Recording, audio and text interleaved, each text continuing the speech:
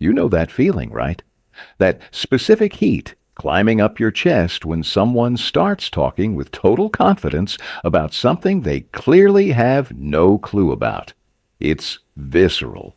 Like a biological alarm bell going off in your nervous system screaming, "Fix this, correct them, make it make sense." You lean forward, your brain already racing to assemble the perfect logical dismantling, the irrefutable fact, the silver bullet that will finally make them see reason. But stop. Just freeze that impulse right where it is. What if I told you that this urge to correct isn't a sign that you're smarter, but proof that you're trapped? What if the very second you engage is the exact moment you lose? Most people think intelligence is measured by how well you can win an argument against ignorance. They think victory looks like making the other person nod in agreement. Honestly, that's the great lie of the educated mind. The truth is darker, but also way more liberating. There's this secret strategy used by history's greatest thinkers, a silent protocol that protects their energy and keeps them sane, which almost no one talks about because it feels like surrender when it's actually the ultimate form of dominance. You're about to figure out why your anger is basically stealing your own life force, and how the smartest people on earth deal with the unintelligent not by fighting them, but by becoming invisible to their chaos. Let's go back to Arthur Schopenhauer for a minute. He was a guy who understood the dark mechanics of how humans interact better than maybe anyone before or since. He left us with a warning that should probably be carved into the doorframe of every boardroom, every family dinner table, every public forum. Never argue with stupid people. They will drag you down to their level and then beat you with experience. Read that again. Feel the weight of it. They don't just waste your time. They actively pull you down from your peak of clarity into their swamp of confusion.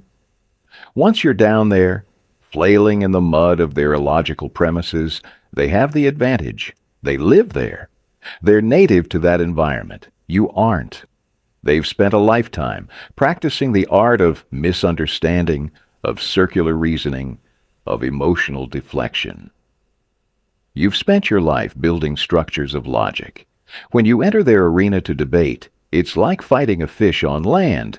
The fish will thrash and flop and eventually exhaust you, even though you could crush it with a single step.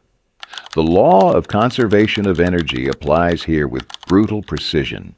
Every second you spend trying to explain a complex truth to someone committed to a simple falsehood is a second stolen from your own potential. It's energy that could have been used to create, to build, to love, or just to rest. By engaging, you are voluntarily paying a tax to someone who offers nothing in return but friction.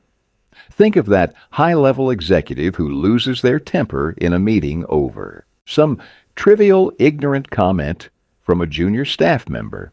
In that explosion, the executive doesn't gain respect. They lose their aura of command. They've shown that their internal state depends on external validation. They've allowed the stupid person to dictate their emotional weather. This isn't leadership, it's slavery disguised as correction. I remember sitting in a conference room once, the air conditioning humming too loud, smelling stale coffee, watching a VP do exactly this. He looked small afterwards. Not powerful. Small? To really master this dynamic, we have to first dissect the creature we're dealing with. We need to look at the psychology of the unconscious incompetent. This isn't a derogatory label. It's a clinical description of a cognitive state often linked to the Dunning-Kruger effect. These individuals don't know that they don't know. Their confidence isn't arrogance in the traditional sense. It's a psychological shield protecting them from the terrifying realization of their own inadequacy. When you attack their ideas with facts, they don't hear data. They hear an assault on their identity. Their brain perceives your logic as a threat to their survival, triggering a primal fight or flight response. In this state, the prefrontal cortex, the part of the brain responsible for logic, reason, and self-regulation, shuts down. They literally cannot process what you are saying because their biological defense mechanisms have hijacked the system. Imagine a family gathering where a relative starts spreading dangerous misinformation about health or finance. Your instinct is to intervene, to protect them and others from harm. You bring up studies, you cite experts, you lay out the timeline of cause and effect. And what happens? They dig in deeper, they become louder. They accuse you of being elitist, of not caring, of being confused themselves. Why?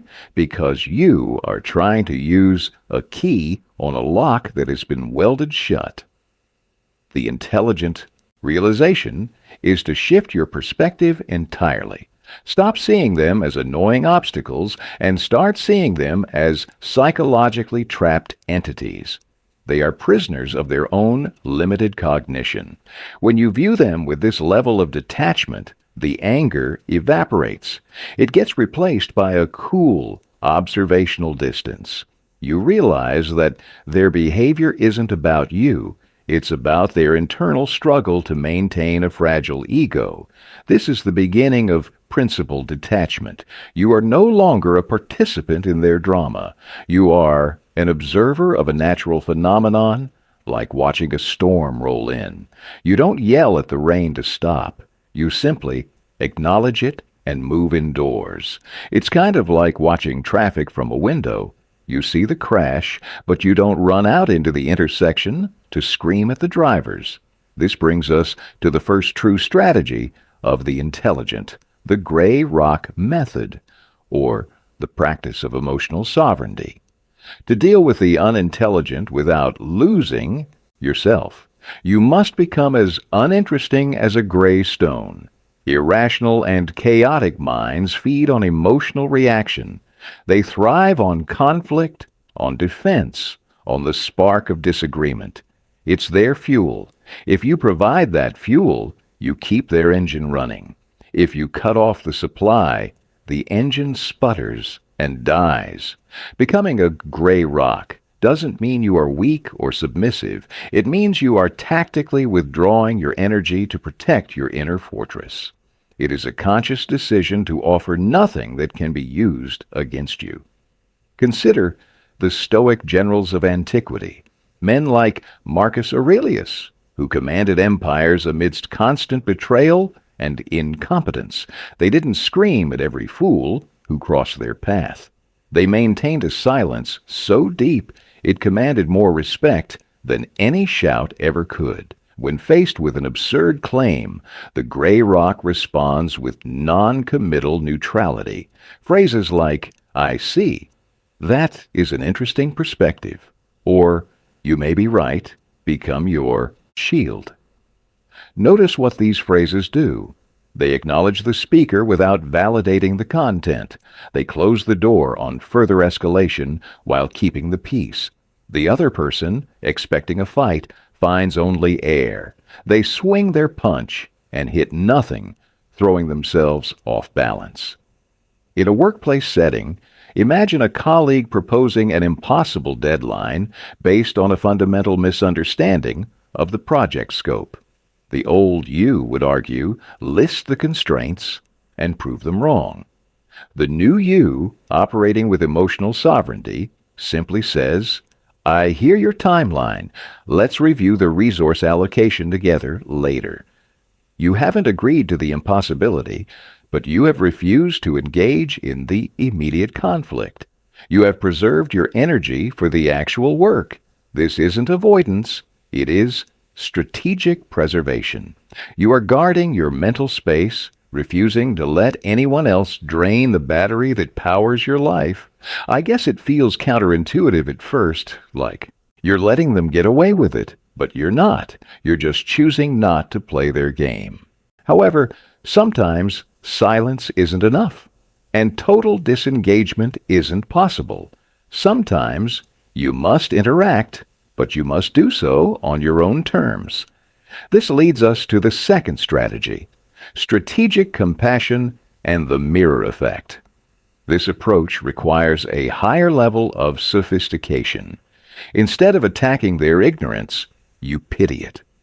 Not with condescension, but with a genuine understanding that their lack of awareness is a tragedy, not a crime. This keeps you in the position of power. When you pity someone, you cannot hate them. And when you cannot hate them, they cannot hurt you. The technique here is the Socratic method, turned inward on the other person. Instead of telling them they are wrong, you ask questions that force them to walk through their own logic until it collapses under its own weight. You become a mirror, reflecting their absurdity back to them without you having to say a word of judgment. Picture a scenario where a team member insists on a course of action that violates basic safety protocols due to ignorance. Instead of saying, "No, that's dangerous," you ask, "Help me understand how we achieve X given constraint Y? Walk me through the sequence." You ask with genuine curiosity. You force them to articulate the steps. As they speak, they begin to hear the gaps in their own plan. They stumble. They hesitate. The realization comes from them, not from you. When the idea fails, it fails in their mind, not because you defeated them. This is the essence of strategic compassion. You are protecting the vulnerable, including yourself and the organization, by guiding the outcome without creating an enemy. The other person feels heard, yet the result is controlled by your questioning. You maintain your integrity and your professional ethics without engaging in a destructive power struggle. You have fought for justice and protected the vulnerable, not by shouting down the wrongdoer, but by illuminating the path until they saw the cliff edge themselves. It's like holding a flashlight for someone walking in the dark. You don't push them. You just show them where the hole is. We must also address the cost of being right. There is a philosophical truth that often goes unspoken. Truth does not need your defense to exist. It simply is. The sun rises whether you argue with the blind man about the darkness or not. When you feel compelled to aggressively defend the truth against every instance of stupidity, you risk distorting the truth itself. You become so entangled in the noise that the signal gets lost. This is particularly dangerous in our modern era of gaslighting and narrative distortion. If you engage too deeply with those who seek to manipulate reality, you risk having your own reality warped by the sheer volume of their falsehoods. Think of the whistleblower, the principled compliance officer, the person who sees corruption and feels the burning need to expose it immediately in a public shouting match. Often, this impulse leads to their own destruction before the truth can be documented and verified. The smarter path, the path of legacy and long-term impact, is selective engagement. It is the discipline to document wrongdoing silently, to preserve narrative sovereignty, and to wait for the moment when the truth can be presented with undeniable force. Your reputation is built as much on what you choose to ignore as on what you choose to confront. By refusing to comply with unfair treatment through chaotic engagement and instead choosing disciplined, documented, and strategic action, you build a legacy of integrity. You show that you stand up for your principles not by reacting to every provocation, but by holding your ground with unwavering calm. This is how you protect the vulnerable with minimal fallout. This is how you ensure that your actions create just outcomes without becoming a casualty of the very corruption you fight. The intelligent person knows that some battles are not worth fighting today because the war for truth is won tomorrow through patience and precision. I've seen cases where rushing to correct someone publicly ruined years of investigation work It's frustrating, sure, but necessary. Ultimately, the highest level of intelligence is radical acceptance and detachment. This is the final evolution of the mindset. You must accept human nature exactly as it is, not as you wish it to be. You cannot fix everyone. You cannot enlighten the unwilling. The stupidity of others is a feature of the human landscape, like rain or wind. You cannot stop the rain, but you can carry an umbrella. The rain is not personal. It is just weather. Similarly, the ignorance of others is not a personal attack on your intelligence. It is just the weather of the social world. When you truly internalize this, you experience a profound sense of freedom. You no longer feel responsible for other people's enlightenment. You no longer carry the burden of their errors. This is emotional sovereignty in its purest form. You stand up for yourself by refusing to let others drain your time, your energy, and your peace. True self-reliance means guarding your mental space with the ferocity of a lion guarding its cubs. You realize that your value is not determined by your ability to correct others, but by your ability to remain centered amidst the chaos. You value family, love, and integrity by showing up for them with a clear mind, not an exhausted one. You protect your loved ones not by fighting every battle they encounter, but by modeling a way of being that is unshakable. You teach your children, your colleagues, and your community that dignity is found in silence, that power is found in restraint, and that truth is found in action, not argument. This is the practice of daily ethical traits. It is the discipline of choosing the hard right over the easy wrong, even when the easy wrong feels like satisfying revenge. It's about knowing that your peace is more important than being the loudest voice in the room. So, where does this leave you? It leaves you with a choice. You can continue to be the person who burns themselves out trying to light up the dark corners of other people's minds, or you can become the person who shines so brightly that the darkness becomes irrelevant by comparison. Intelligent people do not deal with stupid people by changing them. They deal with them by rising above the need to change them. They understand that their energy is a finite resource, a sacred currency that must be spent on creation, on love, on building a legacy of integrity and accountability. They know that engaging in the mud only dirties the soul, while standing on the mountain allows one to see the whole picture. Your integrity is internal.